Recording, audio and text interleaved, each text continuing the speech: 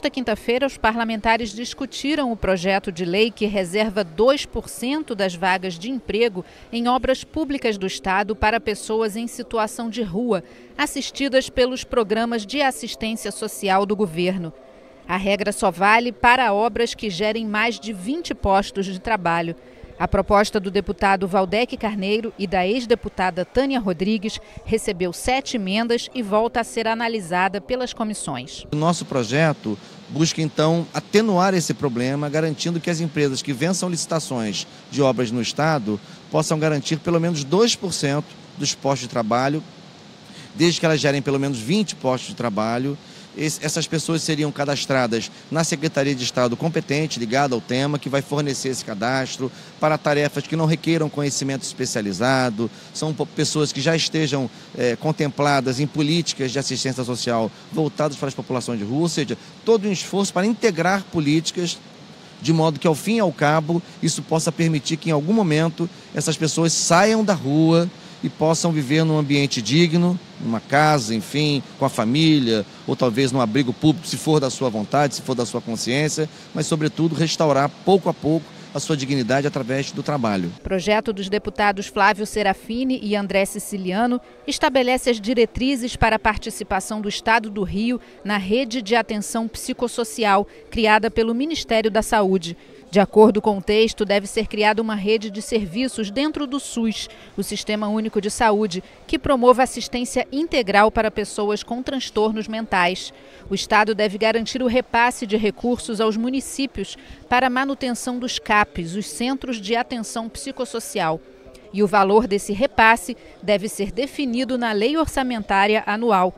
O projeto foi aprovado em segunda discussão e depende da sanção do governador para se tornar lei. O que a lei prevê é que, como está previsto na legislação federal, o Estado passa a ser cofinanciador dessa rede.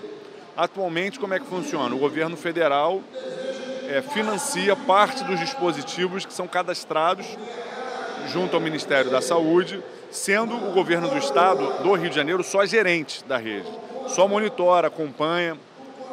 A partir dessa lei, o Estado passa a ser também cofinanciador.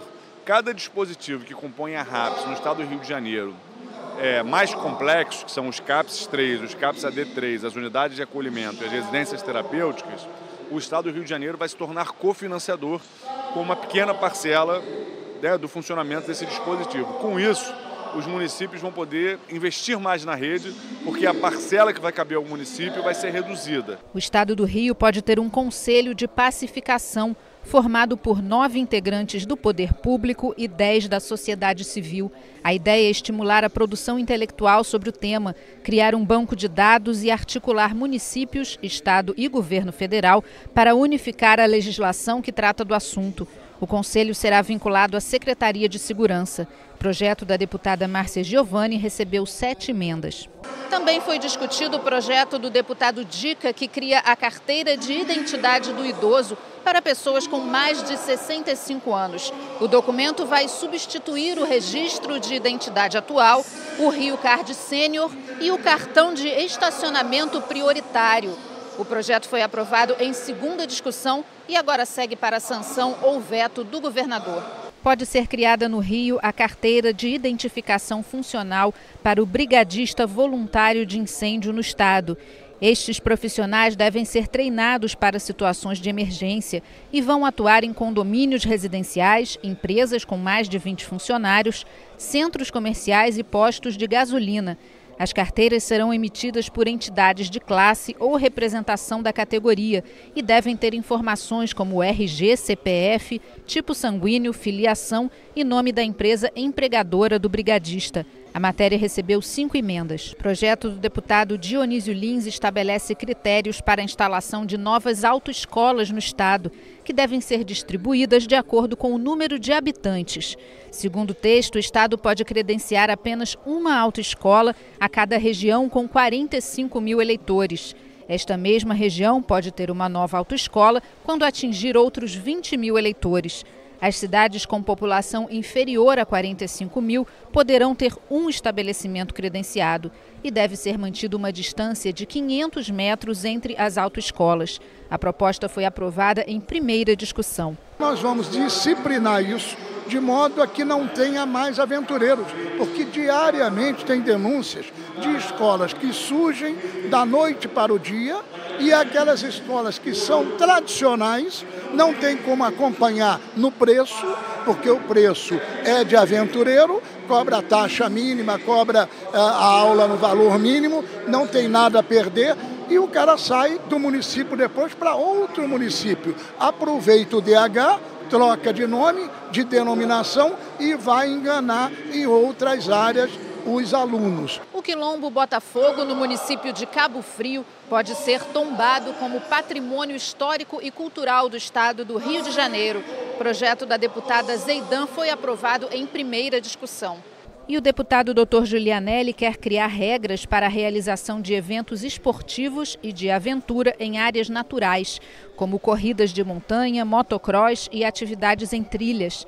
De acordo com o texto, esses eventos só poderão acontecer com autorização de um órgão ambiental estadual ou municipal, que pode determinar medidas de monitoramento, recuperação, mitigação e compensação dos impactos ambientais.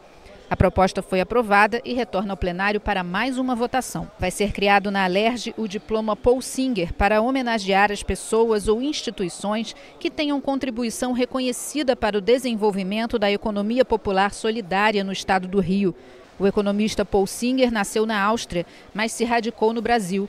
Foi professor da Universidade de São Paulo e trabalhou no governo federal como secretário nacional de Economia Solidária. Eu presido aqui na casa a Frente Parlamentar em defesa da economia popular solidária. Há muito tempo, os coletivos organizados do Estado, desde a morte lamentável de Paul Singer, queriam que houvesse algum tipo de registro de memória do trabalho de Paul Singer, do seu legado para a economia popular solidária no Brasil. E nesse sentido, a gente decidiu propor a criação dessa comenda, desse diploma, na verdade não é uma medalha, é um diploma que vai distinguir pessoas e coletivos e empreendimentos que se destaquem no Rio de Janeiro em atividades da economia popular solidária, quaisquer que sejam, pode ser agricultura familiar, pode ser a pesca artesanal, podem ser os catadores de material reciclável, enfim, artesãos, todo tipo de atividade econômica que gera trabalho, gera renda e que se baseia no princípio da economia popular e que terá em Paul Singer